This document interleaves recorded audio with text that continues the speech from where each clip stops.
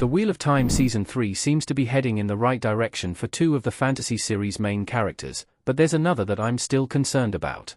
The Wheel of Time's cast has done a solid job at bringing many of Robert Jordan's novel characters to life, considering the practicalities that come with adapting such an immense series to the screen.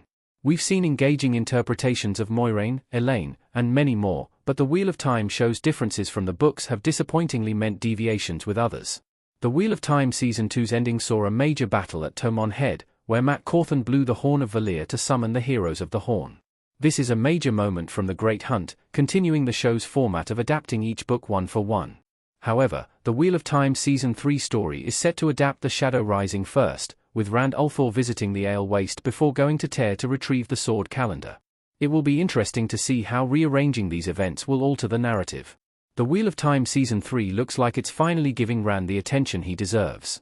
Rand al'Thor is the Dragon Reborn and needs to be the focus. The Wheel of Time books are known for their sprawling ensemble, but Rand al'Thor is the main character. He leads the total number of POV chapters by a significant margin, and, of course, he's the Dragon Reborn. The Amazon Prime Video show has worked to allocate more focus to Moiraine and the Aes Sedai, which is inherently a great change, as their order contains some of the most fascinating characters in Robert Jordan's novels, but it's unfortunately come at the cost of Rand's arc. Deviations in Rand's storyline in Seasons 1 and 2 resulted in the sacrifice of a critical part of his growth from the first two novels, his sword training with Lan, Moiraine's warder. By The Shadow Rising in the books, Rand is already a competent swordsman worthy of the heron-marked blade he was given by his father. In the TV series, Rand spent much of Season 2 with Lanfear, but the circumstances were notably different from The Great Hunt, preventing him from receiving any training. Rand al'Thor has revealed himself to be the Dragon Reborn in the Wheel of Time TV series, and retrieving Calendar will be on his agenda. That makes it all the more necessary for him to know how to wield a blade in the first place. In an interview with RadioTimes.com, Moiraine actress Rosamund Pike explained that, "We are going into the Ale Waste first because Rand needs to discover who he is." Season 3 should be very Rand-focused, with him on a journey as a warrior and a human being before obtaining his sangreal blade. The events of Season 3 promise to improve Perrin's story in the show.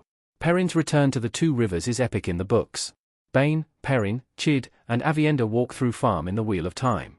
The events of Perrin's story in Season 3 were already established with his conflict with the White Cloaks in the Season 2 finale. With the TV series jumping to The Shadow Rising, Perrin will be taking a group of heroes and returning to the Two Rivers, where he'll be joined by Tam al'Thor and many of the characters that were glossed over early in Season 1. The Shadow Rising is generally considered to be a fan favorite among Robert Jordan series, and Perrin's plotline and war sequences are a major component of why. Another announcement regarding The Wheel of Time Season 3 was the casting of Isabella Butchery as Fail Basheer, a significant character in Perrin's story who was introduced in The Dragon Reborn in the novels.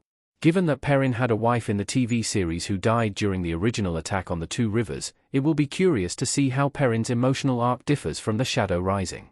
Regardless, Perrin will have a heightened role this season, and we're really excited to see more of him, as Marcus Rutherford has been one of the best parts of the show. I'm still worried about how The Wheel of Time will handle Matt's character arc. Matt is going to Tanchico instead of the Ale Waste. Donal Finn as Matt Cawthon in the Wheel of Time Season 3 trailer. Matt Cawthon is the lovable rogue of the Wheel of Time TV series, and he's been a character the TV writers seem to have had trouble figuring out so far. Given that Matt was written out of the Season 1 finale due to the original actor leaving the show, his story was adjusted from where we see him in the books, with him being imprisoned by Liandrin and spending a lot of time with Minute, whom he rarely shares scenes with in the entire novel series.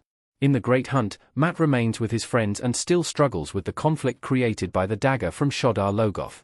Given that he reunited with Rand at the end of Season 2, it could have been an opportunity to get him back on track, which would mean traveling to the Ale Waste with Rand.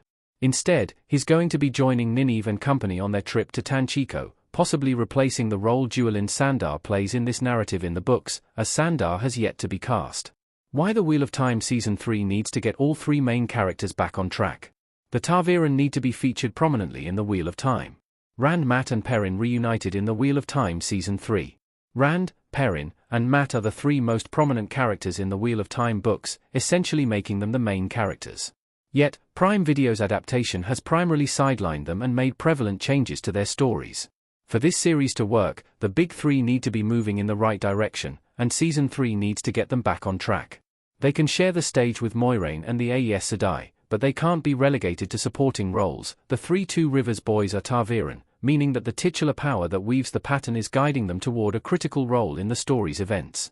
The influence these three characters have due to being ta'veren is one of the core elements that makes the Wheel of Time what it is, and Season 3 needs to prioritize the importance of this. Season 2's reviews saw a steady increase from fans, so hopefully, Season 3 will continue to take steps in the right direction toward a more faithful adaptation of the beloved books.